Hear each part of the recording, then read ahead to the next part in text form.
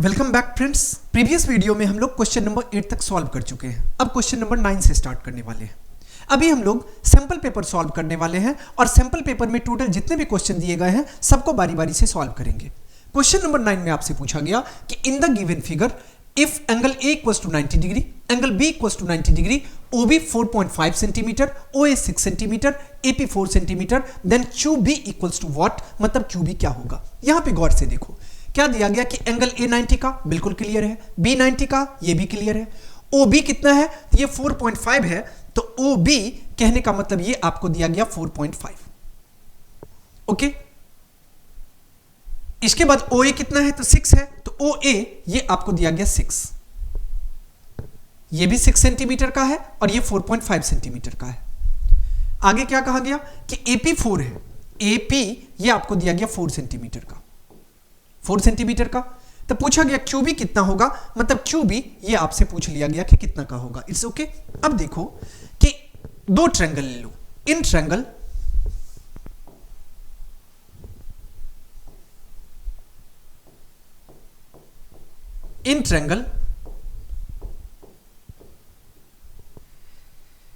PAO and triangle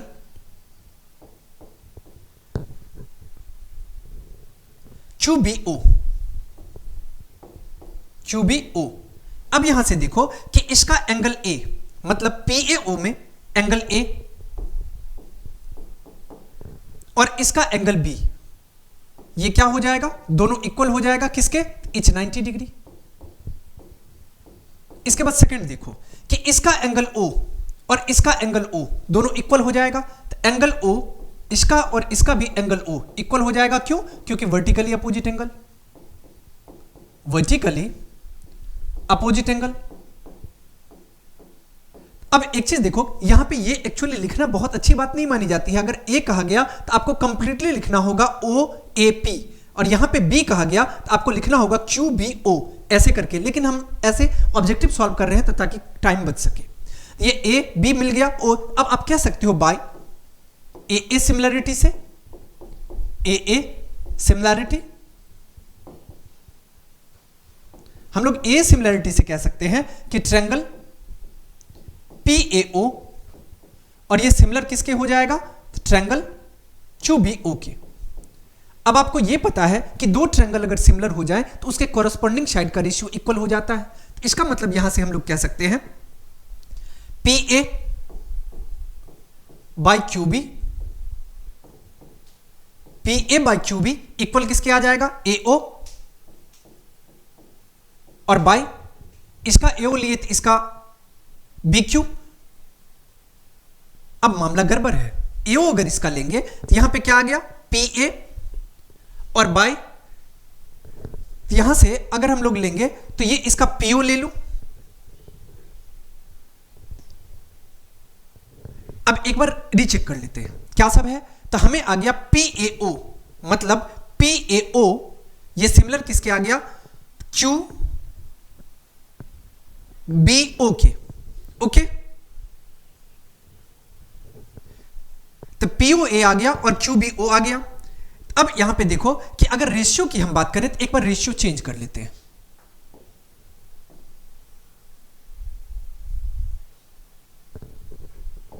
तो यहां से आ जाएगा PA बाय, अब देखो इसका PA लिए तो इसका कितना आ जाएगा, इसका QB आ जाएगा इक्वल्स टू। अब इसमें आपको क्या दिया गया, तो ये AO दिया गया तो AO, अब इसका AO लिए तो इसका क्या आ जाएगा, BO आ जाएगा। बातें समझ में आ गई, बस यहां पे लिखने का थोड़ा सा वो था। अब देखो कि PA कितना है, तो PA आपको दिया गया 4 सेंटीमीटर का, और QB कितना है, तो QB ये आपको नहीं पता, और ये इक्वल आ जाएगा AO, AO कितना का आ गया 6 का, और BO कितना का है, तो ये BO आपको दिया गया 4.5 का। अब इसको आप सॉल्व कर लो, अगर इसको हम लोग सॉल्व करेंगे क्रॉस मल्टीप्लाई कर लो, तो यहां से आपको आ जाएगा QB और इंटू 6, और ये इक्वल किसके आ जाएगा, तो ये आपको आ जाएगा 4 इंटू 4.5। यहां से आपको आ जाएगा QB इक्वल्स टू 4 इंटू 4.5 और डिवाइडेड बाई 6। 3 2 जा 6, 2 2 जा 4, 3 से इसको डिवाइड करेंगे तो 1.5 आएगा, क्योंकि 1.5 3 जा 4.5 होगा। यहां से आपको आ जाएगा QB इक्वल्स टू 1.5 को 2 से मल्टीप्लाई करेंगे तो कितना आ जाएगा 3। यूनिट क्या है सबका सेंटीमीटर, तो ये आपको QB मिल गया 3 सेंटीमीटर। कहां पे दिया गया, ये आपको दिया गया ऑप्शन बी में, तो 9 का करेक्ट आंसर हो जाएगा ऑप्शन बी। ओके, अब हम लोग चलते हैं next question, your question number 10 पे। क्वेश्चन नंबर 10 में आपको कहा गया,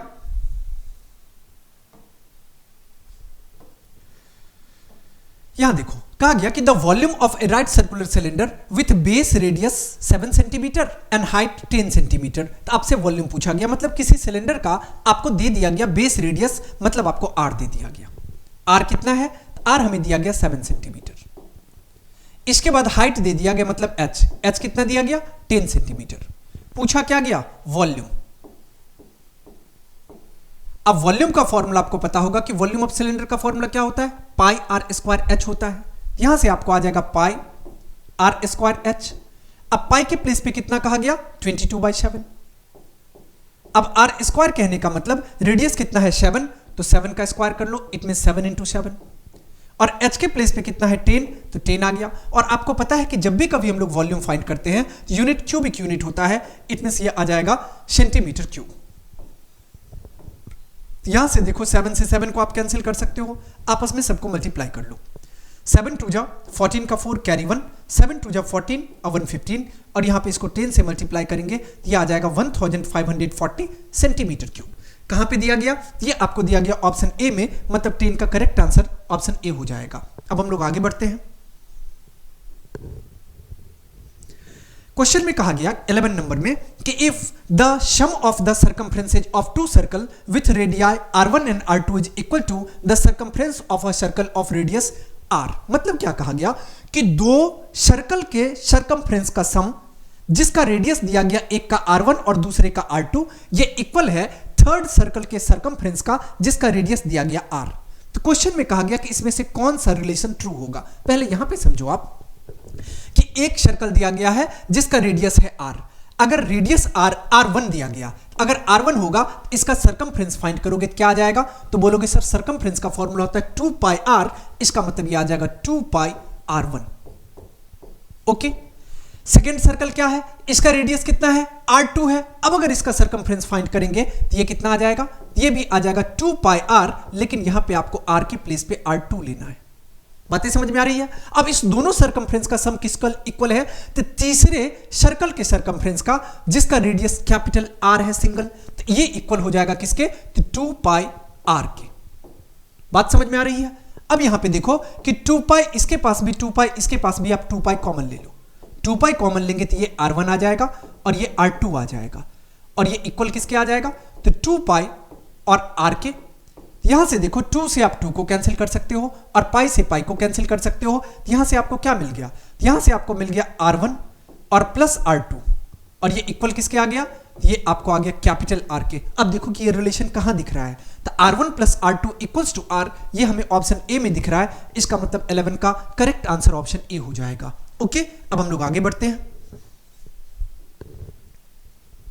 अगले क्वेश्चन में आपसे पूछा गया कि the diameter of a car wheel is 42 centimetre, the number of complete revolution it will make in moving 132 kilometre is. मतलब कहा गया कि एक कार का डायमीटर आपको दे दिया गया और आपसे क्वेश्चन में पूछा गया कि 132 किलोमीटर चलने के लिए उसको टोटल कितना नंबर ऑफ रिवॉल्यूशन करने होंगे। मतलब आपसे नंबर ऑफ रिवॉल्यूशन पूछा गया। कैसे फाइंड करते हो, आपको बेसिक कॉन्सेप्ट पहले पता होना चाहिए कि अगर आपको 1 रिवॉल्यूशन में कितना डिस्टेंस कवर होता है, तो जितना सर्कमफ्रेंस होता है, व्हील का जो सर्कमफ्रेंस होता है वही आप कह सकते हो। इसका मतलब 2 पाई r इक्वल आ जाएगा आपको कितना के, हम लोग कह सकते हैं कि 2 pi r equals to 1 complete revolution. It's okay. यहां से देखो कि आपको डायमीटर दिया गया है, डायमीटर इट मींस डी कितना दिया गया है, तो डी आपको दिया गया है 42 सेंटीमीटर, और आपको पता है कि डायमीटर का हाफ रेडियस होता है। इसका मतलब रेडियस कितना आ जाएगा, तो 42/2 इट मींस 21 सेंटीमीटर।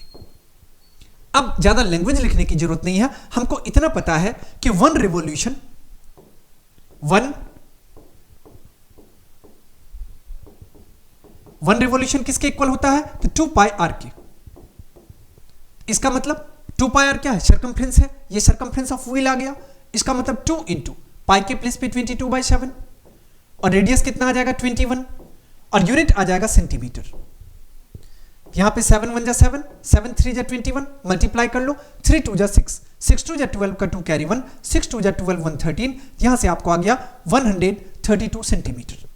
अब आपसे पूछा क्या गया? तो नंबर ऑफ रिवॉल्यूशन पूछा गया। नंबर ऑफ रिवॉल्यूशन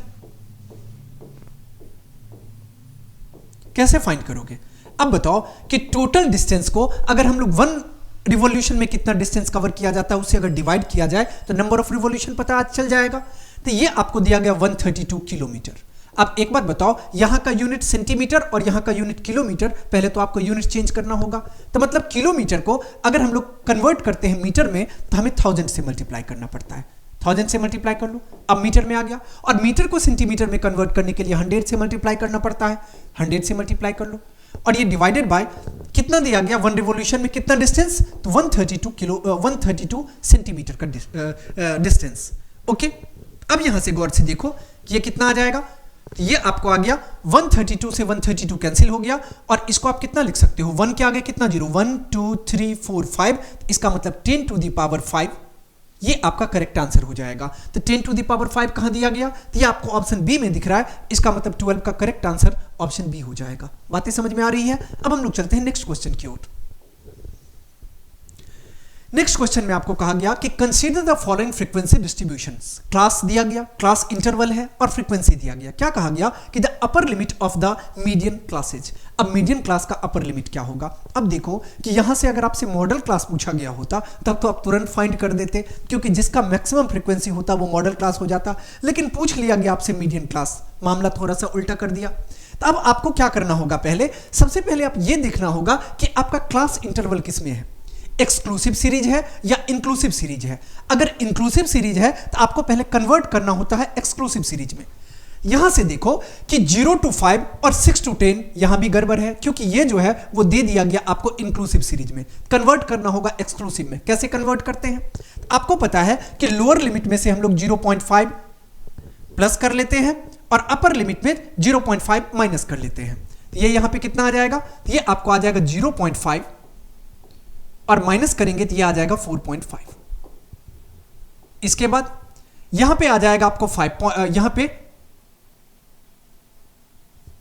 मामला गड़बड़ है। क्या करना होगा हम लोगों को? यहां से 0 to 5 है और 6 to 11 है। हम क्या करते हैं कि अपर लिमिट में से 1 को माइनस कर लेंगे। अगर 1 को माइनस करते हैं तो काम बनेगा क्या? यहां पे 0 to 5 है, अगर यहां पे माइनस 0.5, लेकिन कभी भी माइनस करेंगे और प्लस करेंगे तो 0.5 ही करना होगा। चेक करके देखते हैं। इसमें हम लोग प्लस करते हैं, इसमें प्लस करेंगे तो ये कितना आ जाएगा? ये आपको आ जाएगा 5.5।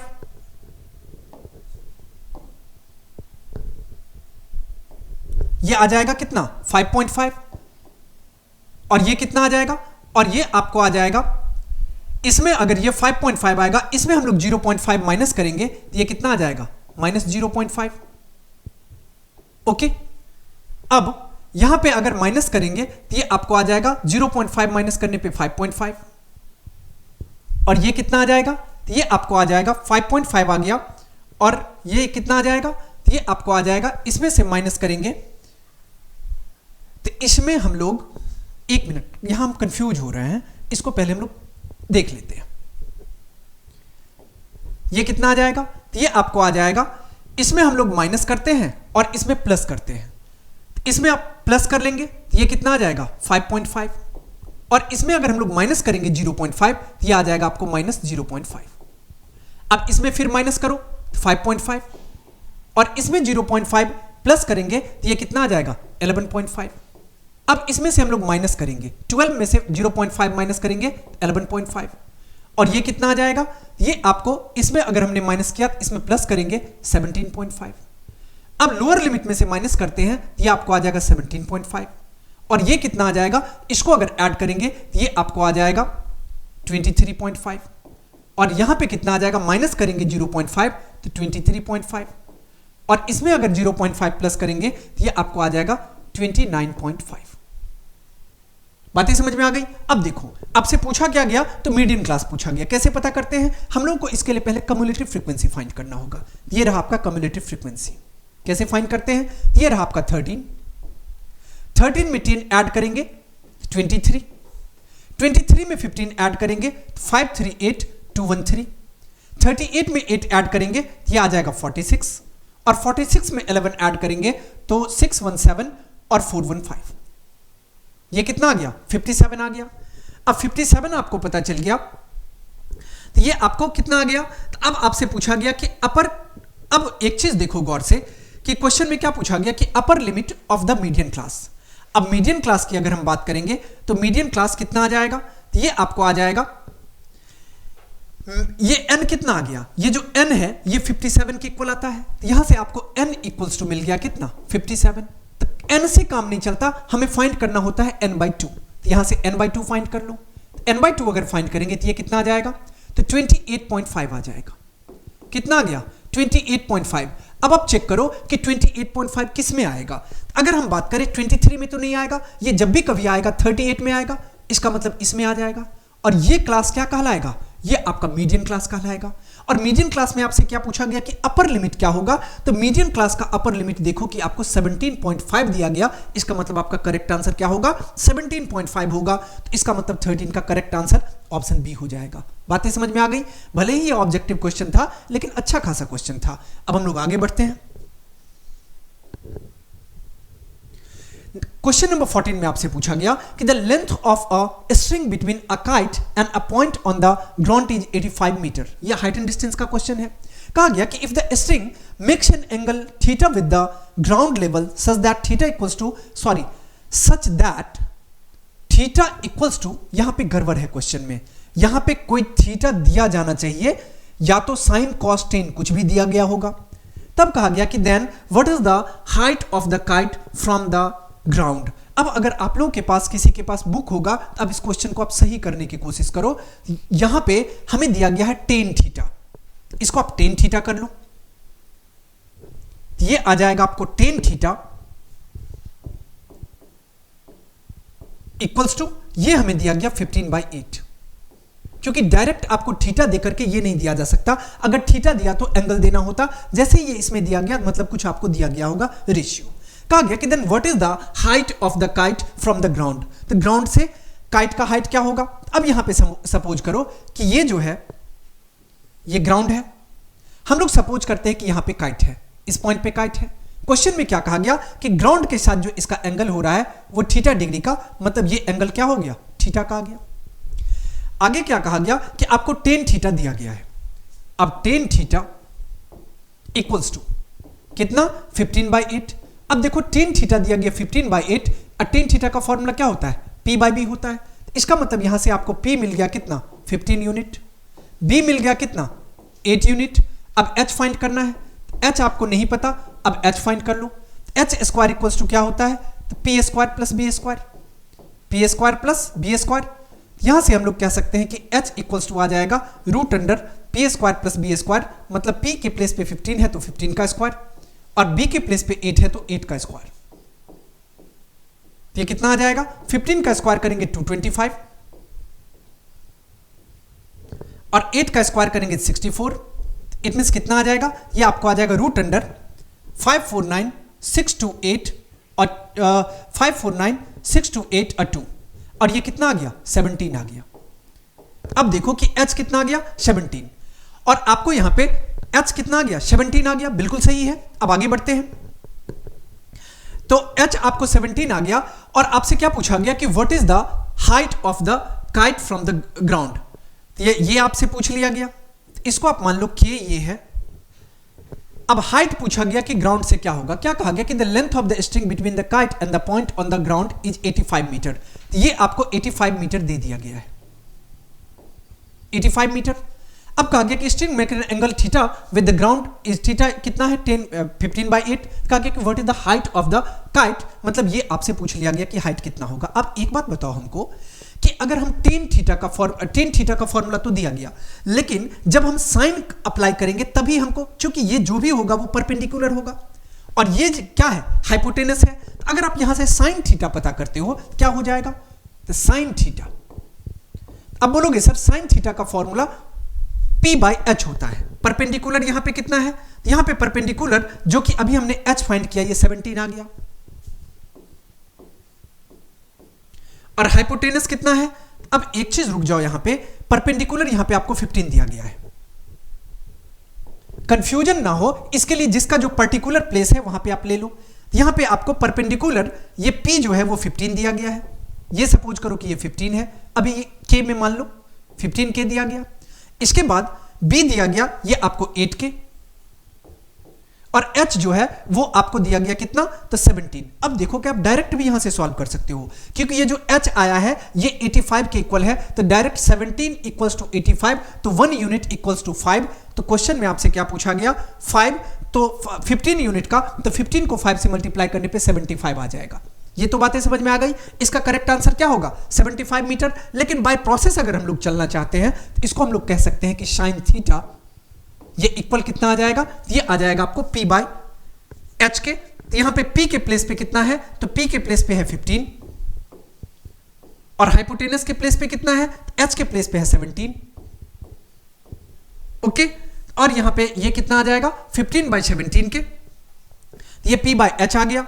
और आप कह सकते हो कि साइन थीटा 15/18, और ये इक्वल आ जाएगा किसके, तो sine theta equals to, sine theta equals to, अब इसको क्या करो, यहां पे आप x मान सकते हो, अभी यूनिट आप रहने दो, इसको भी हटा लो, तो ये कितना आ जाएगा, ये हम आपको समझाने के लिए ऐसे ही बता लिए थे, अभी आप इसको मात्र x मान लो, तो ये कितना आ जाएगा, तो साइन थीटा का फॉर्मूला होता है P/h, इसका मतलब x/85। अब आपको ये पता है कि साइन थीटा के इक्वल आ गया, मतलब डायरेक्ट आप कह सकते हो कि 15/17 ये इक्वल हो जाएगा किसके, x/85 के। क्रॉस मल्टीप्लाई कर लो, तो यहां से आ जाएगा आपको x इंटू 17 इक्वल हो जाएगा 15 इंटू 85 के। यहां से आपको आ जाएगा x इक्वल्स टू 15 इंटू 85 और डिवाइडेड बाय 17, 17 5 जा 85, और अगर हम लोग 15 को 5 से मल्टीप्लाई करेंगे तो ये कितना आ जाएगा 75, तो ये आपको आ गया 75 मीटर, तो ये आपका करेक्ट आंसर हो जाएगा। अब चाहते तो डायरेक्ट भी इसको सॉल्व कर सकते थे या इस प्रोसेस से भी सॉल्व कर सकते हो। अब हम लोग आगे बढ़ते हैं।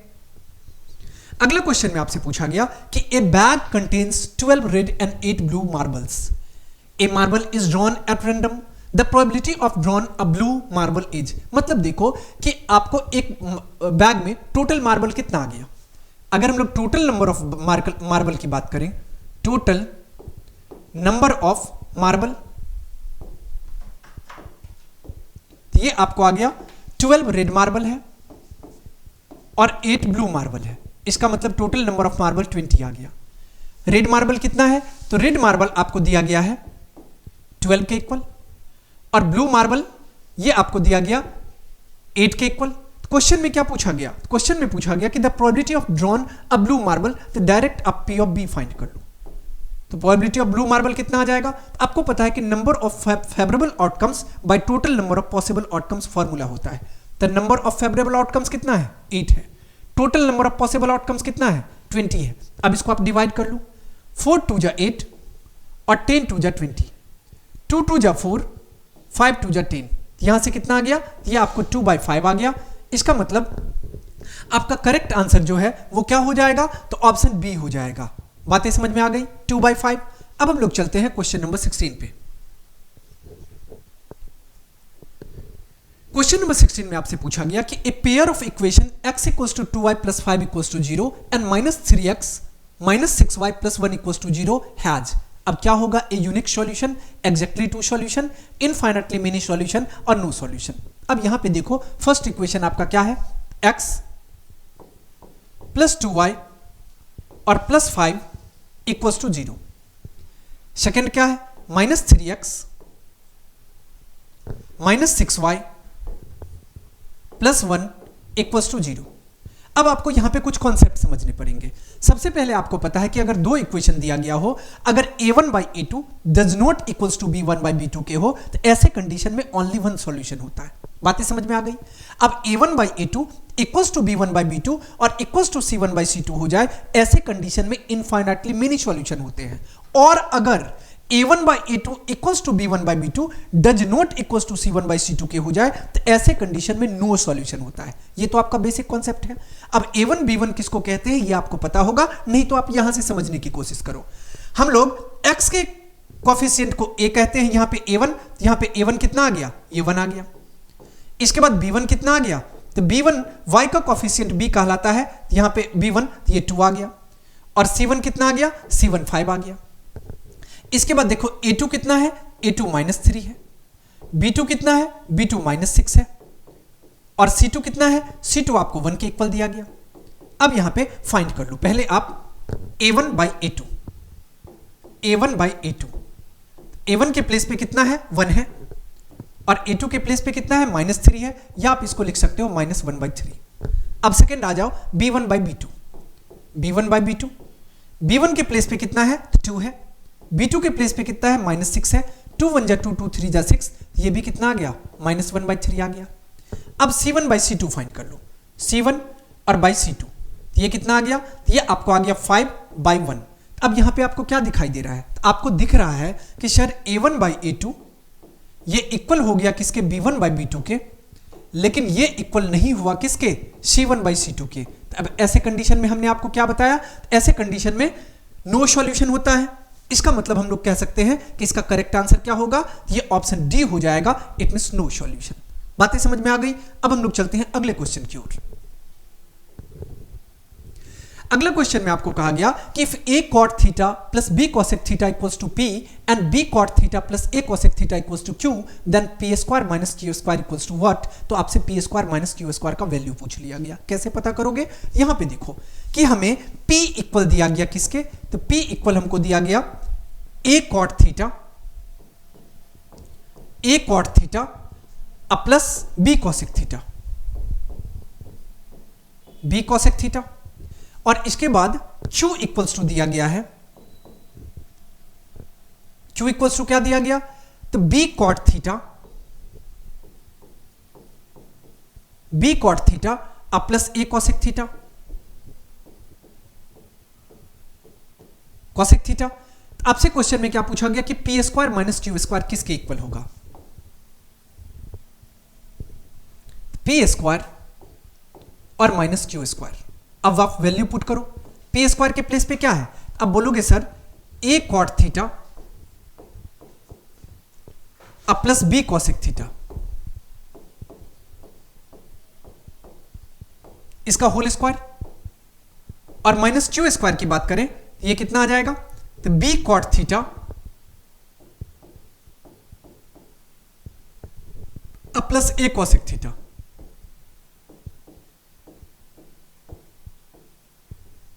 a cosec थीटा और इसका होल स्क्वायर। अब सॉल्व कर लो इसको, आपको पता होगा a प्लस बी के होल स्क्वायर का फॉर्मूला क्या होता है, a square plus B square plus 2ab। यहां से आपको आ जाएगा a square cot square theta plus b square cosec square theta plus 2 into a cot theta और इंटू आ गया b cosec theta,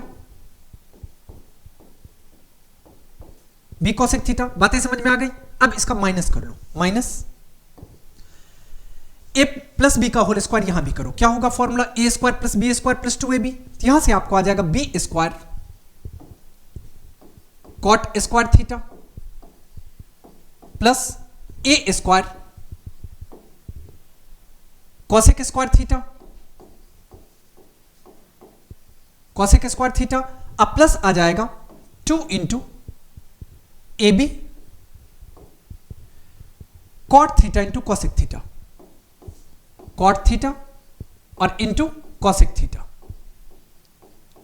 cosec theta. बातें समझ में आ गई। अब इसको आप सॉल्व कर लो, यहां पे ये आपको आ जाएगा। अब एक चीज देखो कि अगर हम ब्रैकेट से बाहर करते हैं तो कुछ टर्म कैंसिल होंगे, क्या सब, यहां पे देखो कि 2ab cot theta into cosec theta, ये प्लस का, और ये देखो कि ब्रैकेट में माइनस है, तो अगर इसको हम लोग बाहर करेंगे तो ये और ये टर्म तो कैंसिल हो जाएगा, क्योंकि एक माइनस में एक प्लस में रहा।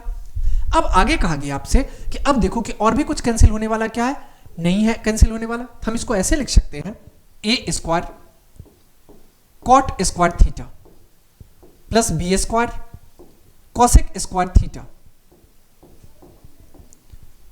ये टर्म तो कैंसिल हो गया, यहां से आ जाएगा minus B square cot square theta minus A square cosec square theta, cosec square theta. अब आप एक चीज गौर से देखो, यहां से आप ए स्क्वायर, अब एक चीज देखो कि आपको एक फॉर्मूला पता होगा, cosec square theta minus cot square theta equal to 1 होता है। अब हमें यह कोशिश करना है कि cosec square theta minus cot square theta की कंडीशन में आ जाए। अब देखो बी यहां भी, अब इसको अरेंज करके थोड़ा सा लिखने की कोशिश करो। इसको हम लोग क्या लिख सकते हैं, B square cosec square theta minus B square cot square theta, cot square theta, और यह आ जाएगा plus A square cot square theta, cot square theta, और minus A square cosec square theta. बातें समझ में आ गई। अब यहां से देखो कि बी स्क्वायर आप कॉमन ले लो, बी स्क्वायर कॉमन लेंगे, कॉसेक स्क्वायर थीटा और minus cot square theta. A square अगर आप कॉमन लोगे तो ये कितना आ जाएगा, cot square theta minus cosec square theta. लेकिन हमें जरूरत किसकी है, तो cosec square theta minus cot square theta की। आप माइनस ए स्क्वायर कॉमन ले लो, अगर माइनस ए स्क्वायर कॉमन लेंगे ये आपको आ जाएगा कॉसेक स्क्वायर थीटा और minus cot square theta, cot square theta. बातें समझ में आ गई। अब देखो आप गौर से कि आपको इतना पता, ये बी स्क्वायर है, ये कितना आ गया, तो आपको पता है फॉर्मूला कि cosec square theta minus cot square theta equals to 1 होता है। तो यहां पे आपको आ गया बी स्क्वायर इंटू 1 और माइनस ए स्क्वायर, और cosec square theta minus cot square theta equals to 1 होता है। यहां पे भी कितना आ गया, 1 आ गया। तो फाइनली आपको मिल गया बी स्क्वायर और माइनस ए स्क्वायर, और B square minus A square कहां पे है, ये आपको ऑप्शन बी में दिख रहा है। इसका मतलब 17 का करेक्ट आंसर हो जाएगा ऑप्शन बी। ओके।